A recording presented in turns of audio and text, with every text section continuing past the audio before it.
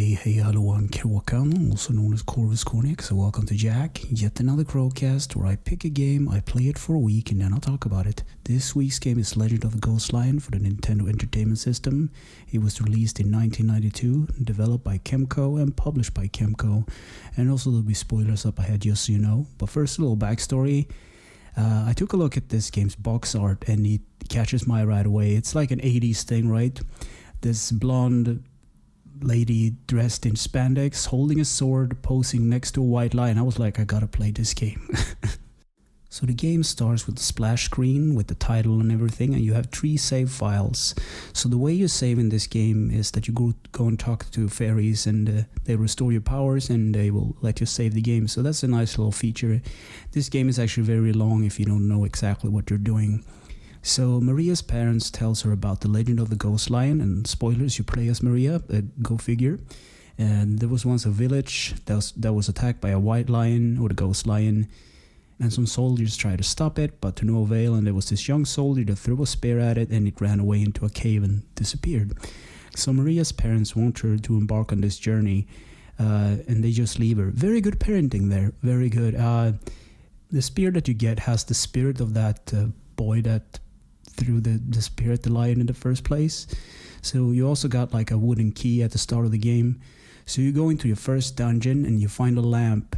And I didn't know this when I started out, but this game has summoning. So Maria it's like a turn-based game. So Maria can fight herself, or she can summon spirits to fight for her. So the first spirit is the boy in the spear. I forgot his name right now. And there's like this lamp.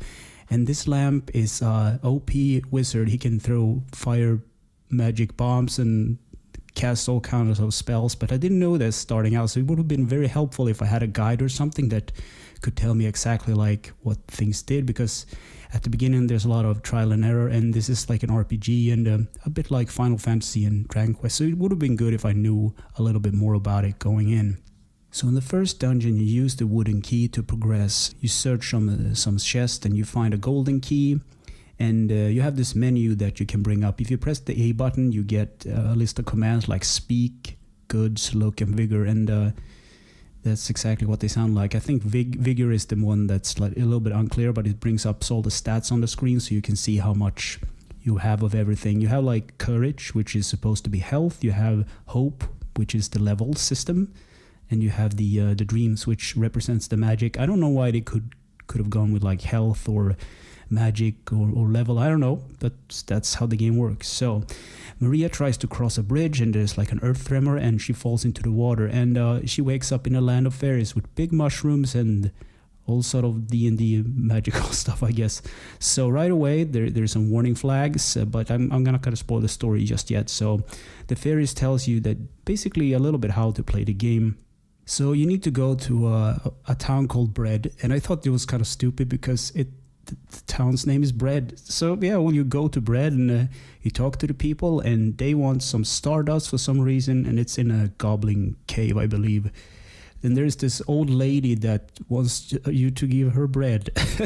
And I thought like, well, don't you have money by yourself, woman, or something? But I don't know, it's an RPG, probably something to do with the translation and whatnot. But anyway, I went into the goblin cave and there was probably a boss. I beat some skeletons and kobolds, and I found a chest and I level up. So this is how you level up in the game. You don't beat monsters. The only thing you do when you beat monsters, actually you get some currency like rupees. That's what you get for beating enemies. You actually level up by opening certain chests in dungeons, so you get hope and courage and dreams. So it's not a bad concept at all, I think. So I beat the goblin, I got the loot from him, and I got the stardust, and I returned to the town of Bread, where I got some bread and a blue ring and a club for Maria so she can do more physical damages in fights. And I also healed up with the help of some fairies.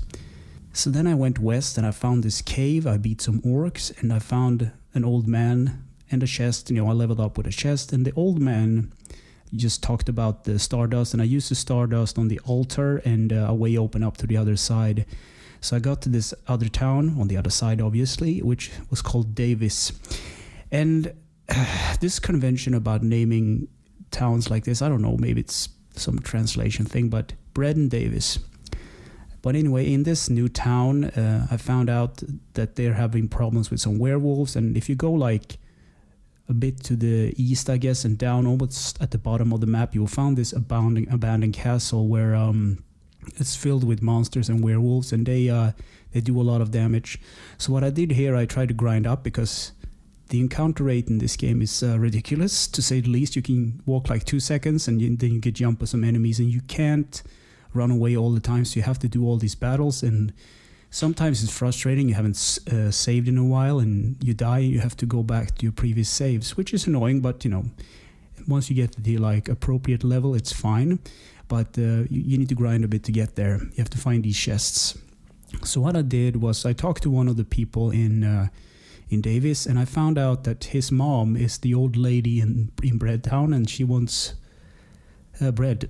So I bought 3 loaves of bread, and I went and gave it to the lady. I think I looked it up online, because there's like this little bug. If you feed her one bread and you don't have anything more, like more bread, you have to restart the thing all over again. So I bought 3 loaves, and I talked to her, and she gave me a letter, and I went back to Davis and I gave it to her son, and he gave me the bee dagger.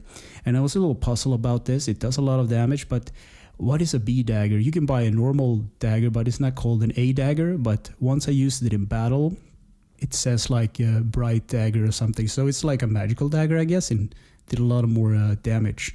So now I was ready to take on the Wolf King. So I went down to the werewolf castle, if you will, and I started to painfully and slowly getting progress. And I think there are 3 staircases that lead down to the dungeon below. One of them is like a dead end. You find like 100 rupees, and I was almost dead at this point. I was like, okay, fine, I'll just grind this out. And I got to the Wolf King and I beat him down barely with the health I had left. And then I was supposed to go back to town and back to Davis to like save my progress, and I died. And it was super frustrating because I hadn't saved in a while, so I have to do all like the bread quest with the lady and all that stuff before. And I was like, why didn't I save? I was like too proud, I guess. So that was the end of the game for me this week. So I looked up like a playthrough, and I actually got to see like the final boss, the Ghost Lion, and he is a beast, to say the least. He takes a lot of damage, and the guy that was playing had like 10 summonings or something, and he just spammed them over and over again, but the lion just took him out with like one swipe, and it was like, this is impossible. And like Maria had like 500 in every stat and everything. It was still a hard boss. So I was like, and in the end of the game, this is a big spoiler, you figure out that it was all a dream, and I was like, God damn it, they pulled a Mario 2 on me, like, you know. Kind of stupid, but kind of an interesting game to play this week anyway. So gameplay: help Maria on her journey through the Dreamlands to defeat the Ghost Lion. Control: the D-pad moves the character around, the A button brings up the commands: speak, goods, look, and vigor. Start does nothing, and so does select. You can't actually pause the game.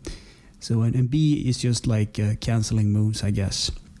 Graphics: the overworld looks a bit like Dragon Quest and Final Fantasy. A lot of early games on the NES look like this. The typical JRPG trope, I guess.